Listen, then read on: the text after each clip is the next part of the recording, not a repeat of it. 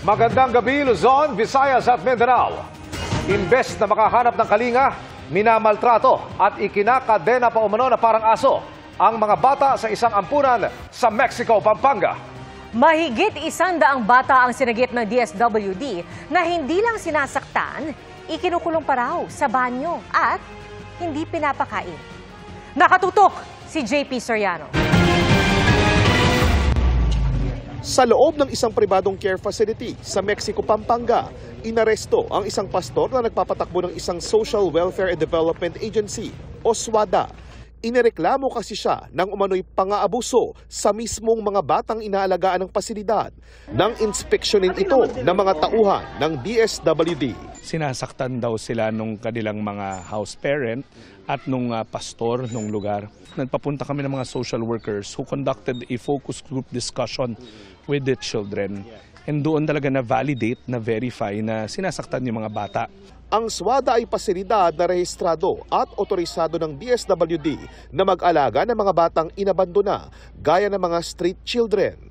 Kasama ang DSWD na magkwento ang ilan sa kanila. Nakadena po sa... Parang kadena po ng aso. Nakadena ka dahil? Tumakas po ako.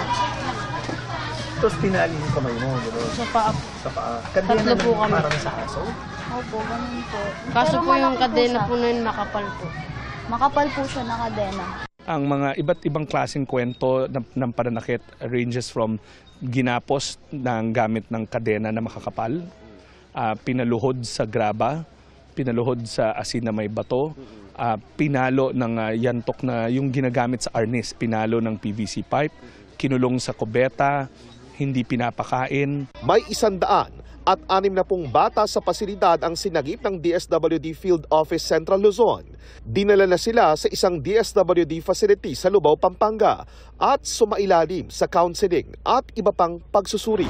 At matapos nga pong mailipat dito sa Lubao, Pampanga ang mahigit 160 na kabataang na-rescue sa isang facility sa may Mexico, Pampanga ay ipinoproseso po ng mga social worker mula sa DSWD at inaaral ang profile ng mga batang ito upang malaman kung saan silang center dapat ilipat upang ituloy ang pag-aalaga at pag-aaruga sa mga batang ito. Naharap sa kasong paglabag sa Special Protection of Children Against Abuse, Exploitation and Discrimination Act ang pastor at direktor ng pasilidad na isang US national. Wala naman katotohanan sa allegation, sir. Yun lang po. If gusto niyo pong ng buong comment ko, willing ko sabihin sa inyo na mahabang comment. Upon our arrest, we have to make a report sa BID, sa Bureau of Immigration, para po sa record check ng foreign national. Then, syempre, since na foreign national, may separate report kami na isasubmit particularly sa Bureau of Immigration.